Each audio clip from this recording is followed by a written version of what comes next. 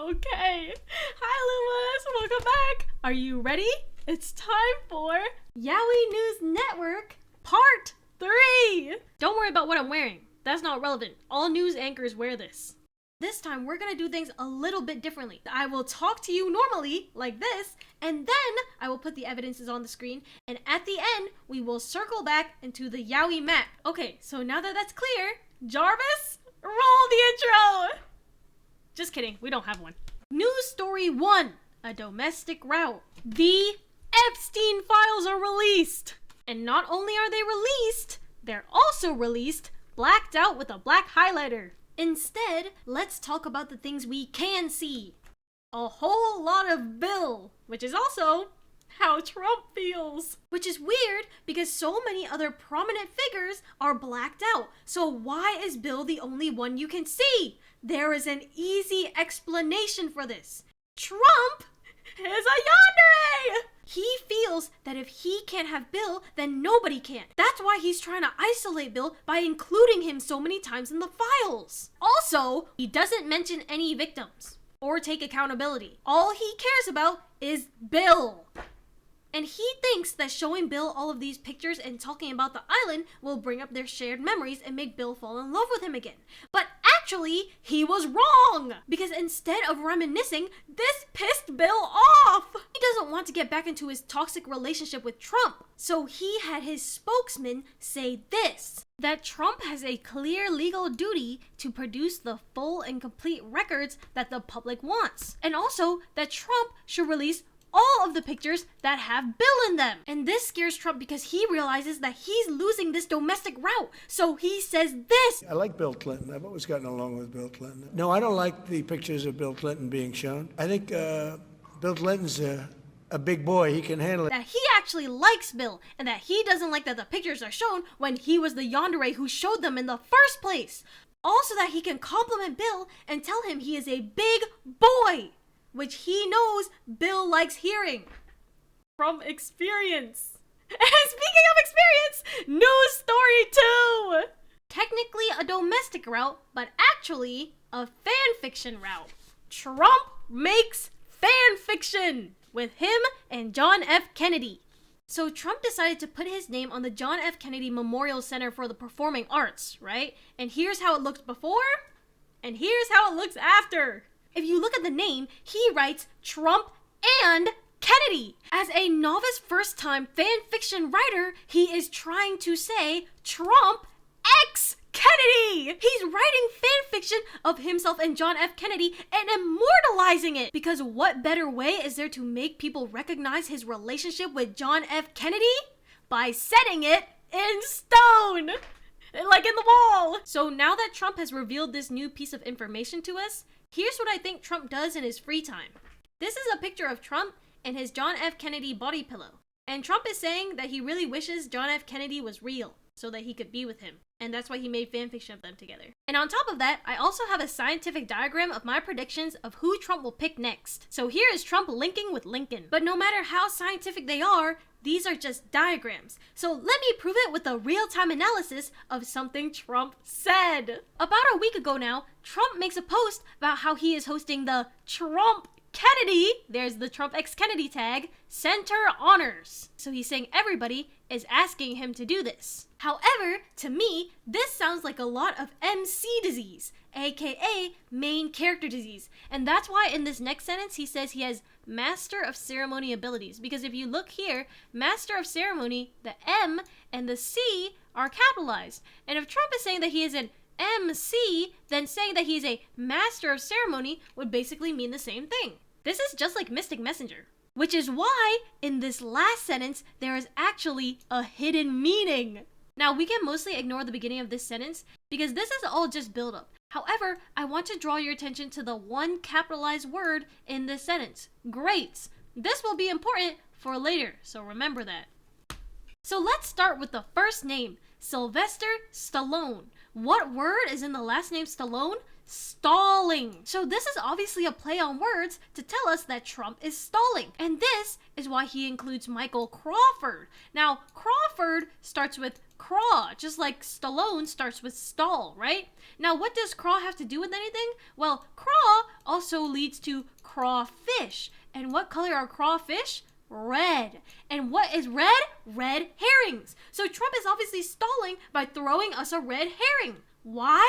Because he wants to kiss George Strait and Gloria Gaynor. He wants to kiss Straight and Gay. He is coming out as bi. And now you're gonna ask, Lumie, how do you know that he wants to kiss straight and gay? I know that kiss is capitalized, and so that word is obviously important, but George Strait and Gloria Gaynor, that's kind of a stretch, don't you think? But it's not. This is what we need that word that we starved for. The word great is in capitals, and the word kiss is in capitals. Since that is the case, we can assume that something great happens after Trump talks about kissing, which is in capital letters. And since the focus on letters is so high, what is the first letter of great?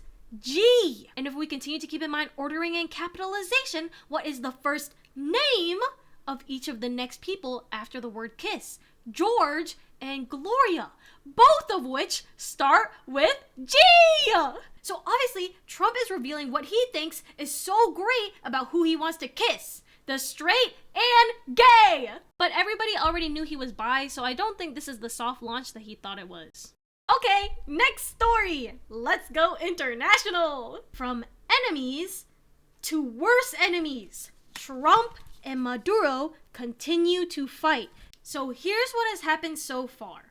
Trump ordered a blockade of sanctioned oil tankers leaving and entering Venezuela. And he posted this on his Truth Social and left a link to an article explaining why he did it. We're not going to go through it because the title is basically the gist. But what you need to know is that Venezuela's main export is oil. And America loves oil. So here's what Trump said about the oil from the tankers that he stopped. The United States seized 1.9 million barrels of oil on December 10th. We're going to keep it. We're keeping it. Where's it? Are we going to sell it or put it in the strategic? Maybe we'll sell it. Maybe we'll keep it. Maybe we'll use it in the strategic reserves. We're keeping it. So Trump has been doing all of that and making vague threats to Venezuela. And when asked about it by a reporter, this is what he said. Why should Maduro take your threats seriously? He can do whatever he wants. Whatever he wants to do. If he wants to do something, if he plays tough, it'll be the last time he's ever able to play tough. He is so mad at Maduro for slighting his haramis that he is willing to double down and make more vague threats. And in response to that, Maduro said this. Puede ser que él atienda el 70% de sus discursos y declaraciones y el tiempo es Venezuela. Si vuelvo a hablar con él, se lo voy a decir. Que cada quien atienda sus asuntos internos. Basically, that Trump should mind his own business and worry about internal affairs, alluding that Trump should stop trying to expand his international harem and instead focus on his domestic harem. And now it gets crazier, because do you know who chimed in?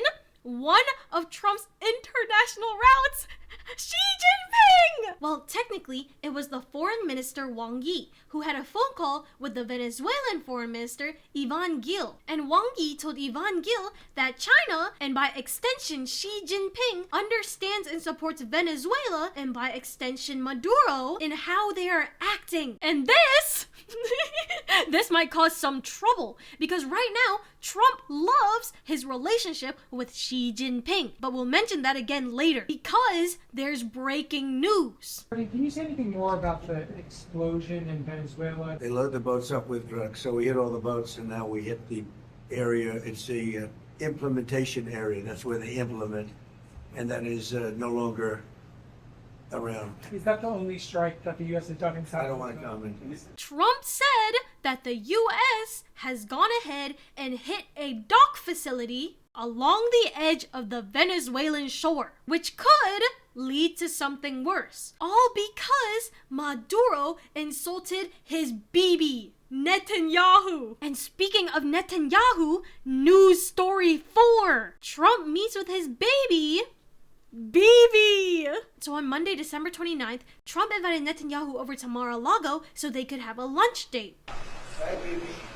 during which Trump and Netanyahu glazed each other for like 5 minutes straight. In addition to what I said, that we've never had a friend, even close, a friend, as President Trump in the White House. I think he's been extraordinary in his friendship and his support for Israel. His willingness to just cut through and get to the essence of things. And I don't say that as a compliment. I just mean it.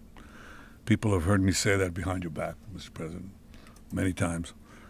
But I want to say something else. I think we have a partnership, if I can quote you, second to none. And most of the time we see eye to eye. But it's been a remarkable experience, and this was a very, very productive meeting. And may I say, a very good lunch. Thank you. Thank you for your friendship. Thank you very much, baby. And thank you for your support. It's meant from the heart. Thank you. And they wanted to show their love to the world so much that Netanyahu revealed he was giving Trump the Israel Prize, which previously had only been given to Israelis. So we decided to break a convention too, or create a new one, and that is to award the Israel Prize, which in almost our 80 years, we've never awarded it to a non-Israeli. And we're going to award it this year to President Trump. Netanyahu did this to prove his loyalty to Trump as Trump's BB. That's why they shake their hands like this. So thank you very much, baby. Thank you. Thank you very much. Thank you, Mr. President. Thank you. And that's why they want to see each other for New Year's Eve. I know you're going to be over here for a couple of days, and maybe we'll be surprising us on New Year's Eve. That'll be fine. Well, thank you. Because what happens during New Year's Eve? You get a New Year's Eve kiss. They want to seal their love with a New Year kiss. And if you still don't believe me, let's check the official White House captions on this video. So thank you very much, baby. It says baby! It says baby! Whenever Trump calls Netanyahu Bibi, it actually says baby. So who's to say that he's not actually using Bibi as a substitute for calling Netanyahu baby in public? Think about it! But even though their relationship seems to be going so well, Trump can't help but bring up his other routes in front of Netanyahu. Why?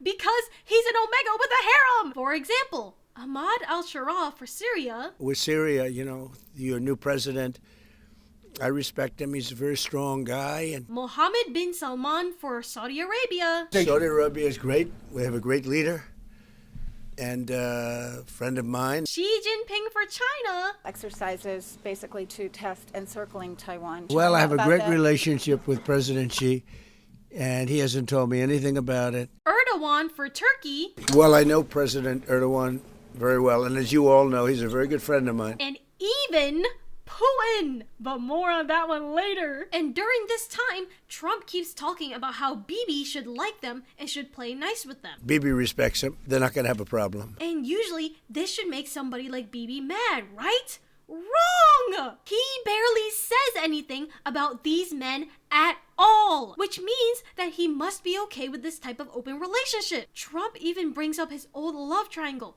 Khamenei, the supreme leader of Iran. Well, I don't want to say that, but Iran may be behaving badly. But if it's confirmed, look, they know the consequences. You know, consequences will be very powerful. He says that Khamenei might be behaving badly again because he's rebuilding the nuclear sites that Bibi disliked so much. Obviously, Trump is trying to make Bibi jealous because he thinks that it will continue to fill up Netanyahu's love meter. But it seems like this is no longer one of Netanyahu's love conditions because he does not say anything. So to make up for the jealousy, Trump starts talking about the Abraham Accords. Well, the Abraham Accords are great. Countries are already talking about expanding it, and they'll be expanded fairly quickly. And how he wants to add a lot of his other routes to it. And the Abraham Accords are from Trump and Netanyahu's love minigame, where Trump created it so that Netanyahu could be recognized by the other routes. Here's what the US government says about it. I'll highlight the part that I'm talking about. You can also look this up on your own. Just look up Abraham Accords. It should be like the 4th link. Now remember when I told you to keep Putin in mind? Well, here's why. Our last news story 5! Trump sleeps on call with Vladimir Putin! So obviously, Trump and Zelensky and Putin have their love triangle, right? And here is a diagram. Now, this starts to get more convoluted, so I'm gonna go ahead and draw a timeline for you guys. So on Sunday, December 28th, Trump meets with Zelensky at Mar-a-Lago. This occurs the day before Trump is supposed to meet with Netanyahu. But before he met with Zelensky, he actually had a call with Putin. And we can see in this screenshot where he says he just had a good and very productive telephone call with President Putin of Russia prior to his meeting with President Zelensky. And the meeting with Zelensky is at 1 p.m. So let's write that down. Now pay attention to the times here because the times are important and you'll see why in a second. If we look at the timestamp for when the call ended, we can see that the call with Putin ended at 11:48 a.m. exactly 1 hour before he's supposed to meet Zelensky. When making a harem, this is bad etiquette. You should not be spacing your routes this close together. Obviously, this is why Trump's harem is failing, because he has no harem bedside manner. Now, we find out later that the call between Putin and Trump takes 2.5 hours. Look, I was on the phone with him for almost, I guess, 2.5 hours, they're just telling me now. It's a long time. We discussed a lot of things. We didn't talk about the weather. We can then assume that 2.5 hours prior to 11:48 a.m. is around 9 a.m. Give or take 18 minutes, which accounts for human error. And during the Zelensky meeting, Trump says that Putin says that he actually was wishing Zelensky well, which you can obviously see Zelensky does not believe. Russia wants to see Ukraine succeed. Once, it sounds a little strange, but I was explaining to the president. And that's why at the beginning of the meeting, Trump talks about all the other European leaders and started buttering them up. Of the European Commission, we spoke to all of those great leaders. They're all great leaders. Because those leaders are Zelensky's BFFs and have been encouraging him not to give in to Trump, which is also why Zelensky says that Trump gave him all of the security guarantees. U.S.-Ukraine security guarantees, 100% agreed. Because Trump is still trying to secure Zelensky's route. If he neglects Zelensky's route and goes for Putin, he might not only lose the Zelensky route, he might lose all the EU routes. But this wasn't enough for Zelensky, who continued to act cold to Trump. He walked in, he said, "This place is gorgeous. I don't think he wants to go to the White House anymore. That's the problem." I'm ready to go to the White House. Trump was obviously trying to offer Zelensky to stay the night, but Zelensky turned him down. And Putin saw this and got jealous, so he used Zelensky's coldness to his advantage and tried to switch things up. He called Trump in the middle of the night! Mr. President, are you worried that the alleged strike on Putin's residence could scuttle the peace discussions? Yeah, I don't like it. It's not good. I heard about it this morning. Did Putin tell you You know about who told me about it? President Putin told me about it. Early in the morning, he said he was attacked. That's no good. He told Trump that Zelensky had tried to attack his residence to appeal to Trump's Omega instincts because he knows that Trump is a protective Omega, just like a pick-me second lead. And Trump said, I had a very good talk this morning. I waited till this morning because it was pretty late by the time we finished, like 2:30 in Russia, 2:30 in the morning. They stayed talking until 2:30 a.m. Moscow time. Now, 2:30 a.m. Moscow time is 6:30 p.m. EST. And if my timelines are right, this call occurs right after the meeting with Zelensky, or even during, because Trump says this. We spoke at 8 o'clock in the morning our time, and it was a very productive talk. That the call starts at 8 a.m., making this a 10-hour call that goes over the time when he meets with Zelensky, implying that for a second he got off call with Putin and said, "I'll be right back, Putin," and then he went to eat with Zelensky, which makes the bedside manner even worse. Now, some people might excuse this and say that obviously by an 8 a.m. call, he meant the first call that he had with Putin. But by our math and by the Truth Social, which we know Trump posts without much thought, the timing for the first call would have been 1 hour after the call that Trump is currently talking about. Now, can we say that this is human error and that Trump got his times mixed up? We can say that. However, even if they got off call for Trump to have lunch with Zelensky, that would not change the fact that Trump has been talking to Putin all day! Especially because he had to comfort Putin, who ran to Trump to tell him that Zelensky had attacked him. And this is why I made a timeline for you guys. Even if Putin was not on call with Trump all day, the thing is, they still had a night call. And they might have slept on call with each other. We don't know what happened after 6:30 p.m. EST, but it's very possible that after asking Trump for comfort after what happened to him, Trump decided to sleep on call with Putin. And this is not something that non-lovers do. So obviously, Putin's jealousy condition is still up and running. And if you guys still don't believe this analysis, I am an expert. Let me prove my credentials. This is how many hours I spent in a Discord call last year.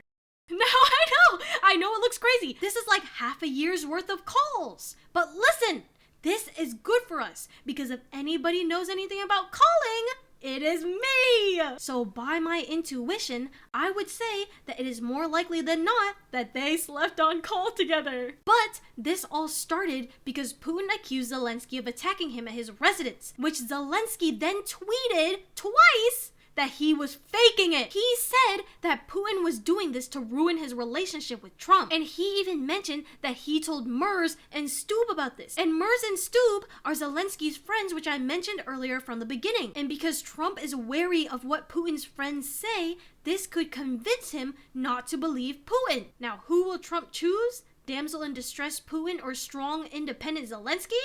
I don't know. So place your bets. And now finally, as promised, here is an updated map of all of the routes. First, Bill Clinton and Trump are now confirmed ex-lovers. Next, John F. Kennedy gets a rare delusional route because Trump is fanfictioning him. Then, Maduro and Trump continue to have a hate relationship, and Netanyahu and Trump still have a love-love relationship. But now we know that their love-love relationship is also an open relationship. And now onto Love Triangle 5. Trump now loves Zelensky, but Zelensky has a complicated relationship with Trump. Meanwhile, Trump and Putin are now officially complicated. Now, I know on the map that it doesn't look like a big development, but you know what Sun Tzu said? Size doesn't matter.